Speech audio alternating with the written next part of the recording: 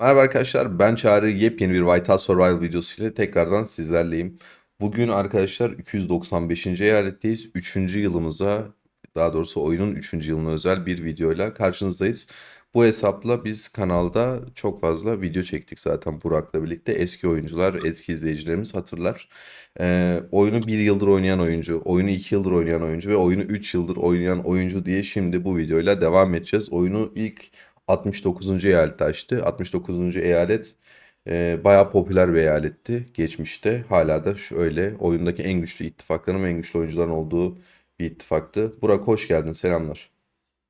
Selamlar Çağrı, merhabalar tekrardan. Üçüncü Merhaba. yılda burada olmak da hala oyun oynamak ayrı bir gurur.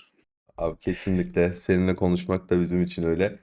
Şu anda 1123. günündesin abi. Yani Evet, bizim oyunda tanıdığımız en eski oyuncu sensin. Yani belki daha eski oyuncular da tabii vardır ama bizim kanalın serüvenine göre her anına sen şahitlik ettin. Bizim seninle tanıştığımızda benim herhangi bir YouTube kanalım yoktu zaten. Ortak bir abi aracılığıyla seninle tanışmıştık. Ben seninle tanıştıktan birkaç ay sonra YouTube kanalı açmıştım. Yani aslında sen hem oyuna hem de benim kanalımın her anına tanıklık ettin. Benim için de bir böyle tarihsel bir şey de var senin hesabının senin. Aslında bana Çağrı hocam Çağrı hocam demelerinin sebebi de sensin. İlk başta sağ ol. kanalda böyle 200-300 abone varken sen bir tane videoda sürekli bize hocam hocam hocam deyip bizim ağzımıza taktın. Oradan ağzımızda böyle bir hocam lakabı kaldı. Yani bana hocam demelerinin sebebi aslında şu an videodaki arkadaşlar.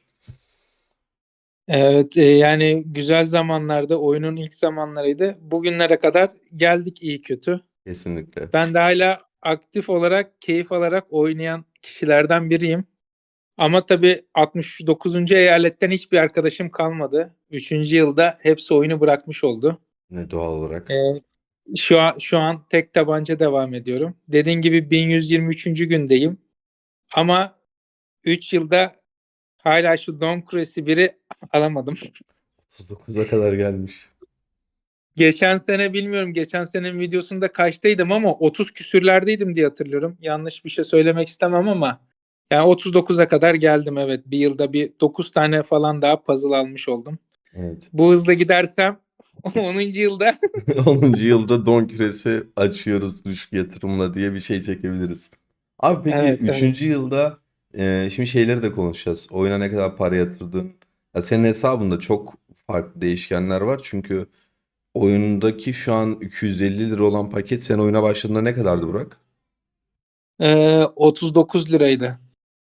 İşte o yüzden 39 ya da 49 da öyle bir şeydi ya, 50 liranın altıydı diyelim. ben de 49 diye hatırlıyorum. Geçen seneki videoda o şeyi falan Evet, öyle bir göstermiştik, şekilde. hatta söylemiştik. 49 liradan şimdi 250 liraya kadar birebir aynı paket arkadaşlar. İçerik olarak şey oldu. Şef donanımlarını K4 yapmışsın. Henüz fullleyememişsin. Tılsımların hepsi 11'in 11 üstü. arası devam ediyor. Evet. Mızrakçılar 11'de kaldı ama yapacağız. Ben hani geldikçe yapıyorum. Evet. Ya aslında senin hesap şu an bir nevi şey gibi oldu. Bazı arkadaşlar şey soruyor. Düşük yatırımla kaç yılda don küresi alırız? 50 yılda alır mıyız? 20 yılda alır mıyız? Ya da işte tılsımlara hesabı ne zaman fulleriz diye soruyorlardı. Bir nevi onun şey göstergesi gibi bir şey olacak. Şimdi senin hesabın 3 yılda nerelere gelmiş? Hocam şu ana kadar Yani 1123 günde ortalama ne kadar attın? Ya kesin tam bir şey bilmiyorsundur da tahmini bir şey biliyor musun? yani şöyle bir şey. İlk sene 250 bin lira falan atmıştım. Hı hı. 250-300 bin lira. İkinci senede gidip bir 100 bin atmış olsam, 100-150 bin arası. Bu sene 50 bin lira atmış mıyımdır bilmiyorum. Üçüncü yılda iyice kıstım oyuna Evet. yatırdığım parayı. Yani toplam 500 bin lira vardır ya da yoktur diyeyim. Arada yoktur. Kahramanlara geçelim. Bir de arkadaşlar şöyle bir şey söyleyeceğim. Eski eyaletlerdeki oynayanların en büyük sıkıntısı şu. Burak hocam bu White House Royale'ın sanki PvP sunucusunda ya da öncü sunucusunda oynuyormuş gibi düşünün. Abi oyuna başladığında adam ne oyunda eyalet transferi vardı, ne labirent vardı, ne kanyon vardı. Yani oyunda şu an olan Gün etkinliklerin bedava %90'ı hiçbir şey yok. yoktu. Evet. Ateş kristali bile günlük o ne o keşiften gelmiyordu, öyle diyeyim Fener'den size. falan hiçbir yerden o tarz ödüllerin hiçbiri yoktu arkadaşlar. O yüzden hani normalde şu an başlayan biri 3 yıl oynasa belki Daha iyi olur. bu paranın üçte birini atarak bu hesaptan daha iyi bir hesap yapabilir. Çünkü oyun son 1,5-2 yılda özellikle inanılmaz bedava ödüller vermeye başladı hocam. Farkındaysan biz TP Evet. şu bu falan hiçbir şey bulamıyorduk. Şu an her yerden dediğin gibi deli gibi ateş kristali geliyor. Doğru düzgün etkinlik ödülleri de yoktu. Evet. Onları ilk bir sene zaten hiçbir şey vermedi oyun. Sağ olsun. Sadece parayla alabiliyorduk her şeyi. İkinci yıl biraz açtılar. Şimdiki yeni etkinliklerle falan çok daha güzel bence yapılıyor bedava bir şeyler. Ama tabii bir balina gibi yapamazsınız arkadaşlar. Hani çünkü onlar hızlı bir şekilde her şeyi fullleyebiliyor. Kesinlikle. Ya onlarla yarışacak seviyede değil ama en azından bedava şeylerle bir yerlere varabilirsiniz diye düşünüyorum sabrınız varsa. Bence de. Abi bir sağa geçer misin? Nişancımızın %99'unu almışsın. Piyademizin %99'unu almışsın. Çok güzel. Bir sağa geç abi. Mızrakçı Mızrakçı'nda. da böyle. Mızrakçı'da çaprazları bitirmişsin be hocam. Yani 3 bir yılda şeylere bir şeyleri yaptık. Yani bir sonrakine yeni bir şeyler gelmezse buralarda. evet. Senin şöyle bir lanetin var. Sen gidip şef donanımlarını fullledin abi. Ve Discord'da Evet. yazdın. Şef donanımlarımı bilmem kaçıncı yıl sonunda fullledim dedin. 3 gün sonra oyun yeni şef donanımlarını yayınladı. Evet, Tılsımlarını Tılsım'da da öyle 11 oldu. yaptın. Yine ben hatırlıyorum. Discord'a attın. Arkadaşlar ikinci yılın sonunda tılsımlarım 11 oldu mu dedin. Öyle bir şey yazdın. Evet. Oyun bir ay içinde şey yayınladı. Tılsım 16'ları yayınladı. O yüzden senden ricamız lütfen bir şey fullleme artık. Bırak burada kalsın. Helios'ların zaten açıktır. T12'ler geliyor. Çantanda Hı hı. birikimin var mı? Var. Şöyle göstereyim. Bunlar da benim Fırın 10 ve T12'ler bittikten sonra bedava biriken rakamlar. Hiçbir şekilde bir paket veya MIA'da bir şey almadım. Yani bunlar kendi kendine günlük görevlerden biriken rakamlar. Çok iyi abi ya. Dediğim gibi oyun gerçekten ateş kristalini çok bol veriyor. O yüzden ateş kristaline kesinlikle para yatırmayın arkadaşlar. Hangi yerde olursanız olun. Diğer çantandaki stok durumu ne abi? Yani burada inşaat biraz fazla, araştırma günüm biraz var.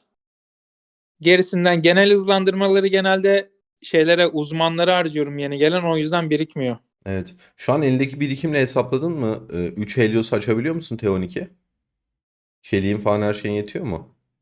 Yani çelik nerede gözüküyor? Burada gözükmüyor Sağ değil mi? üstten bak oradan gözükür. Aşağıda. Ha yok 25 milyon varmış. Yeter mi bilmiyorum. Birazdan onu Ya da kaynak. hesaplarız. Videodan sonra bakalım detaylı. Eğer Evet. olursa geldiği gibi Kaynak açarız. kaynak durumları, araştırma günüm yetmeyebilir, belki 205 gün. O kesin Yeterli. yetmez. Evet. Ee, burayı geç. Burası zaten kahramanların üstünde görmüştük. Evet. Dördüncü bir kahramana herhangi bir şey biriktirmedim ben. Her şeyi harcıyorum ilk üç kahramanı fulllemek için. Evet. Burada da biriken şeylerim var. Yani Mitik'e de hiç para harcamayın. Bakın benim Gen 13'ler yeni geldi. Fullledim direkt. Hiç etkinlikleri beklemeden. Yine de 2570 tane genel mitik parçam var. Çok iyi abi. Yani bu Bayağı zaman birikmiş. bitmiyor bende. Bende hiçbir zaman para harcamıyorum buna. Bu genel mitik parçası bende bitmiyor. VIP 12'sin ya artık zaten bayağıdır. Oradan da çok Evet, fazla geliyor. o da çok fazla geliyor. Burası da böyle. Yani fazla hesapta bir şey harcıyor muyum? Harcamıyorum. Bu araştırmalar ve savaş akademisi fulleneli benim ikinci yıl videosunda da fulldü diye hatırlıyorum burası. Evet fulldü. Burası zaten fulldü. Şimdi yenisi gelince onu fulllemeye çalışırım. Ee, Pet gücün kaç? ada efendim, Pet gücün kaç liderlik tablosunda? Kaç milyon petin var? hemen onunla da geleyim. Ada görünümüm de böyle 263.200'de. Evet. Yani ne gelse ben şey yapıyorum. Buraya da para harcamıyorum ben. Sadece şey yapıyorum. Şu yeni gelen dekorasyonların o 500 liralık var ya. İlk paketi alıp bırakıyorsun. İlk paketi alıp bırakıyorum. Gerisini de genel parçalarla Evet. hepsini 4 yapmış durumdayım. 4 ya da beşteler şu an. Çok iyi abi. Yeni bir şey gelmediği sürece üstüne koyarak götürmeye çalışıyorum ama durmadan yeni bir şey geliyor. O yüzden ama şey, fazla harcamıyorum. Şöyle göstereyim. Pet gücünde 40 milyona fuller yakın zaten pet gücüm var. 58 milyon full, evet. evet, ben neredeyse 40'a yakınım. Aslında parçam çok var da etkinliklerde yettiği kadar yapıp bırakıyorum. Bir göstersene abi petlerini geliştirme kısımlarını. Nasıl yükselttin? Hangi renge getirdin? İlla ki merak edip soran olacak. Niye göstermedin demesinler. Tamam. Buradan bir sağa doğru hızlı hızlı bakalım. Hepsini mora getirip bırakmışsın. 1000 tane de mavi var. Mor. O hepsini mor yaptın mı? Yok, arada maviler var. Ha, Yani bunları da yapıyorum. Aslında mesela şunun da mora gidiyormuşum. Kalmışım. Ya ben böyle hemen hepsini bitirmiyorum. Etkinlikte kişisel puanlar var ya. evet. Günü geldiğinde onu alacak kadar yapıp bırakıyorum. Çünkü çoğu şey maksimum olduğu için ben o günlük görevleri yapmakta çok zorlanıyorum ya. Hani o kişisel Doğru. Etkinliklerden puan puanları. alamıyorsun. Günlük hedefi dolduramıyorsun. Evet, evet. Bazılarını kırmızı yaptım. Yani bu şekilde ama şuralardan yeteneklere bakacak olursak bunların hepsi full bende. Hepsini son seviyeye getirdin. 100. Çok iyi. Abi şey soracağım sana. Oyunu sana bu 3 yıldır oynatan şey ne ya? 1100 kaç gündü hatırlayamadım ama. Kaç milyon askerin var? Bir de onu da gösterir misin? Ben yaklaşık bir yıldır aynı güçteyim. Durmadan eyalet değiştiriyoruz. Ben en son çektiğimizde 69'daydım hala. Evet. İkinci yılın sonunda 165'e gittim. Orada bir üst üste 4 kere tiran olduk biz. Sonra rakip kalmadı. Kimse savaşmıyor, etmiyor SVS'de, Tundra Savaşı'nda, Don Ejder'inde. Kimse bizle savaşmıyor. Sıkıldım, 300'e gittim. 300'deki arkadaşlarla dağıldık ettik, oyunu bıraktılar. 295'e geldim. Burada bir ekip kurmaya çalışıyoruz.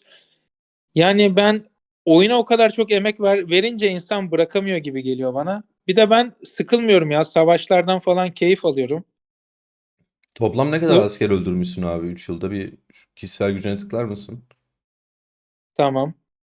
Şuradan mı göstereyim? Birliklerini göster önce. Kaç milyon askerin var bakalım. Tamam. 4,3 milyon. Tamam. Şimdi gücüne tıkla abi şehirden. Oradan da ne kadar asker öldürmüşsün ve ölmüşsün. Ona bakalım. Bak geri gel. Şu hemen şeyde gücün var ya 1B güç yazıyor. Tamam. Biraz aşağıda gösterir. 411 milyon öldürme yapmışsın. 32 milyon da asker kaybetmişsin Yani şimdiye kadar. kötü bir oran değil diye Yani düşünüyorum. değil, yok. Aynen. Yani çok da aktif olamıyorum aslında. Hafta sonları falan iştir, özel yaşamdır artık. Ama hani aktif olduğumda da gidip SBS günü dağıtıyorum ya. Askerlerim sıfırlanıncaya kadar kendimi şey yapıyorum. Evet. Savaşıp sıfırlıyorum. Askeri fazla önemsemiyorum. O yüzden zaten gücüm bakarsanız bayağı düşüğüm ben aslında. 70. Oha. sıradayım eyaletimde. Ama mesela toplam pet gücüne bakın. Para harcamıyorum ama 9. sıradayım. Çok iyi. Veya adada baktığınız zaman 13. sıradayım. Hani bazı balinalardan bile öndeyim. Labirentte 18. sıradayım ama güç olarak baktığın zaman eyaletimde 70. sıradayım. Bir önemi yok gücün zaten abi. Asker her zaman basılır ölür. Asker zaten savaşmak için var. Bir anlamı yok zaten. Bu arada arkadaşlar videoyu beğenip yorum yaparsanız çok sevinirim. Abi sana şey sormak istiyorum. Bu benim tamamen kişisel sorum. Sen uzmanlarla alakalı bir şey göstereceksin herhalde. Göster sonra şey yapayım. Yani Sorayım. uzmanlarda da ne durumdayım diye şöyle gireyim dedim. Bu zaten yeni gelen bir şey ama Evet. mesela son gelen uzmanı da şu sıraya kadar açtım. Yarın hani bir katkısını, desteğini görür müyüm bilmiyorum. Evet. Ben de deneyeceğim yarın şeyde. Fullledim ben de uzmanı. Orada deneyeceğim. Birikim yapıp şey yapmaya çalıştım. Romulus falan ne yaptın abi? Ha, buradan Göstereyim. gösteriyor. Şuradan gösterebiliyorum değil mi? Evet, evet. Hepsini ilk 5 4'ünü 100 yapmışsın. Sonra 90, 84, 80, 80. Romus'un yetenekleri ne durumda abi? Ee, Onu boş kaldıkça yapıyorum ama yeni bir şey geldiği zaman bana etkinlik bazlı bir şeyler getirecekse bunu bırakıyorum. Arkadaşlar üçüncü yılda Romus bu durumda diyeceğim ama çok saçma olacak. Zaten 3 yıldır uzmanlar yok. Hepimiz aynı anda Bir geldiği yıldır için falan var değil mi? muhtemelen bir yıl falan maksimum olmuştur. Belki o kadar bile olmamıştır, emin değilim. çok hızlı bir şekilde geldi ve oyuna çok hızlı uzman eklendi. O yüzden çok 3 yıllık bir avantaj yok. Hani 3 yıldır olsa belki fulllemiş olurdun ama sanmıyorum abi. Romulus eziyet. O yüzden Romulus'a çok fazla gitmeyin diyeyim. Ben sana kahramanlarla alakalı şeyi sorayım abi. Gen 13'te misin şu anda? Gene 13'teyim. Evet. Bir Ş- aydır falan var. Oyunda en sevdiğin bir tane piyade, bir tane nişancı, bir tane mızrakçı söyler misin bana? Sen mızrakçıyı biliyorsun zaten benim. Mia. Seninki açık ara Mia. Evet, evet. Evet. Mia'yı ben hep seviyorum. Yani bayağı geçmesine rağmen kullanabildiğim bir kahraman hala. Evet. Şu an ayı avında kullanıyorum ama arada şeyde bile kullanabiliyorsunuz o. Savaşlarda 50-0-50. 50-50 sıfırda, evet. O Evet. 50-0-50'de de kullanabiliyorsunuz. Piyadede dersen bence piyadede ben bunu sevmiştim ya, yetenekleri falan. Bakayım yanlış bir şey söylemiyorum ama ben Eleanora'yı sevmiştim. Güzel gelmişti bana. Ee, Piyadede onu söyleyeyim. Okçuda da bir ara şeyi çok sevmiştim, Bradley'i. Evet. Sonrasında şey yapamadım ya. Ben ama mesela S13 kahramanlarını hiç sevmedim. Bir aydır geldi. Alışamadığım için mi? Silahlarını daha fullleyemedim de. Biri 7'de, biri 6'da. Pakette almıyorum doğru düzgün. Fazla sevemedim ya S13'ü. S14 gelsin diye bekliyorum. Bunun silahını 10 yapmışsın abi. S12 Ne? piyadesini. Ha, evet, evet, yaptım. Evet. Çünkü S13'te ben piyade kahramanına gitmeyecektim. Ben etkinlik kahramanını pas geçiyorum. Hani bunu çok söyledim senin yayınlarda eskiden. Evet. Çünkü etkinlikte balinalar çok kasıyor. Bir sonrakinde de zaten gidip o çarkıfelek kahramanı oluyor. O yüzden ben S13'te mesela etkinlik kahramanını pas geçiyorum. Çünkü S14'te zaten o çarkıfeleğe düşecek. Kesinlikle. Oradan alıp gidiyorum. O yüzden ben iki kahramanla yoluma gidiyorum hep. Onu ne zamandır S6'dan beri falan yapıyorum ben yani. İki kahramanla yoluma devam ediyorum. Üçünü katiyen fullemiyorum. Çok da bir zararını görmedim ben. Ara sıra ben balinaları, full hesapları falan devirdiğim oluyor yani saldırdığım zaman. Senin çok raporunu Tetiklenmelere inceledik. bağlı olarak. Evet. Ha? Senin çok raporunu inceledik öyle. Özellikle 50-0-50. Evet, Hatta 50-0-50 sizin eyaletlerden birkaç arkadaştan çıkmıştı raporlar, MIA raporları falan. evet, evet, Ondan evet. sonra zaten bu 50-0-50 meta olayı çıkmıştı. Yani 60-40 Biz muhabbetinden sonra 50-0-50'ye sizin oradaki eyaletlerden ya sen rapor atmıştın ya Barut Ahmet atmıştı, hatırlıyorum. yani şöyle Server 77'yi bayağı bir Tiran'da arka arkaya şey yapmıştık S69'dayken Evet. MIA'larla. Bayağı bir gen sonra kullanaraktan şey yapmıştık. Yenmiştik. Öyle ondan sonra herkes 50-10-40 falan 50-0-50 denemeye başlamıştı. Evet. O çünkü o zamanlar oyunda 60-40 çok popülerdi. Bir tane yayında Evet. sizin oranın tiran raporları gelmişti. O yayında gösterdikten sonra hemen biz deneme yapıp videolarını çektikten sonra zaten 50-0-50 dediğin gibi piyade nişancı formasyonu oyunda iyice yayıldı ve şu anda en hem meta olan hem popüler olanı zaten o. Yani Haklısın hesap bu açıkçası. şekilde. Bu da mesela Tundra albümleri. Bu da aslında yeni gelen bir şey de şu an 2132 tane parçam var. Evet. Burada da tamamlamaya çalışıyorum. Yeni bir albüm gelmeden inşallah tamamlarız diyeceğim ama çok mümkün gözükmüyor. Evet. Abi sana şey soracağım. Sen kanalın gidişatını, videoları şey biliyorsun. Geçmişten bugüne çok şey değişti artık. Milyonlar havada uçuşuyor. Her video başlığında neler neler basılıyor. Farkındasındır. Ben sana şeyi sorayım. Bu oyunu düşük yatırım ya da para yatırmadan oynamak isteyen arkadaşlar için ya da oynayan arkadaşlar için bir tavsiye vermek ister misin abi bize? En tecrübeli kişi sensin aramızda. Yani ben yaklaşık 2 yılı aşkın süredir rally liderliği falan yapmıyorum oyunda. Hı hı. Çünkü balinalar yapıyor o işi. Biz hani doğru formasyon ve doğru kahramanla katılım yapıyoruz. Onu da yaparaktan oyunda bir şeyler keyif almaya çalışıyoruz. Ödülleri topluyoruz bedava. Fazla hırs yapmayın. Hani en iyisi olacağım diye düşünmeyin. Olamazsınız. Hani para yatırıyorsanız olursunuz da oyuna para yatırmıyorsanız hesabınız bu seviyelere gelir günlük aktif olursanız. Ben bütün etkinliklere katılıyorum. Bütün savaşlara katılıyorum. Ayı avlarına katılıyorum 2 günde bir. Ödüllerimi alıp çıkıyorum. 10 dakika sürüyor benim aslında o avı da. 2 kere katıldım mı maksimum ödülü alıp çıkıyorum artık. Evet. Bu tür şeyleri yaparaktan fazla hırs yapmadan şey yapıyorsunuz. Yani ben hiçbir zaman en çok hasarı falan vereyim diye yapmıyorum ama bir ara 103 falan yapmışım Bu ne işte. lan? Oha. İlk defa Yani görüyorum bu bu kadar hasar. daha fazlaları oluyor ya bizde. Bakın en son hasarı açayım mesela dünkü. Ben 10 dakika oynayıp bıraktım. Milletin burada ödülleri görebiliriz değil mi? Evet. 194B mi vurmuş? Evet. Kanka biz seninle Yani bir... ama kaç kişi? Bak Oha. yani şuraya kadar 100 üstü zaten 12'ye kadar. Biz seninle bir Ben güncel ayı avı videosuna mı çeksek ya sizin eyalette müsait olduğunuz bir gün? olur. Ben mesela 10 dakika falan oynadım. En çok ödülü aldığımı görünce ben çıkıyorum. Yani 30 dakika boyunca niye duracağım ki orada? Tabii bir anlamı yok. Ödül dediğin burada bitiyor zaten. Evet ki buna da güncelleme gelmesi gerekiyor herhalde. Bizim Gelmesi eyaletlerde gerekiyor. o mümkün değil şu an tabii de biliyorsun bu hasarlar. Çok absürt abi. Yani öyle. Ya ben bile 5B falan vuruyor benim şeyim. Neyim? Ayı avı raporum. 5B Burada vuruyor. gözüküyor. Yok. Evet. Sen Bizde gözükmüyordur. 9B falan vuruyor bizim balinalar. 8B, 9B. Bir hallide. Çok iyi abi. Biz totalde o puanı alıyoruz, bırakıyoruz şu an. Tabii biz S6'dayız. Onun da büyük bir farkı var da biliyorsun. Tabii bu S13'teyiz biz. S16'lar çıktı değil mi? Onlar çok daha fazlasını yapıyordur. Evet, evet, ilk eyaletlerden aslında bir rekor denemesi yapılabilir. Şeyde videoda. Yani durum bundan ibaret. Ben daha doğru düzgün bir şey 3 yılda fullleyebildin mi dersen fulllediğim alanlar var. Fullleyemedim alanlar var. Durmadan yeni bir şeyler geliyor.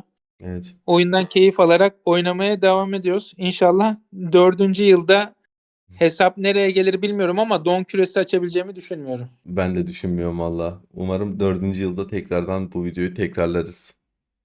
Çünkü sen oyundan harbi harbi keyif alıyorsun abi. Biz de içerik üretmekten keyif alıyoruz.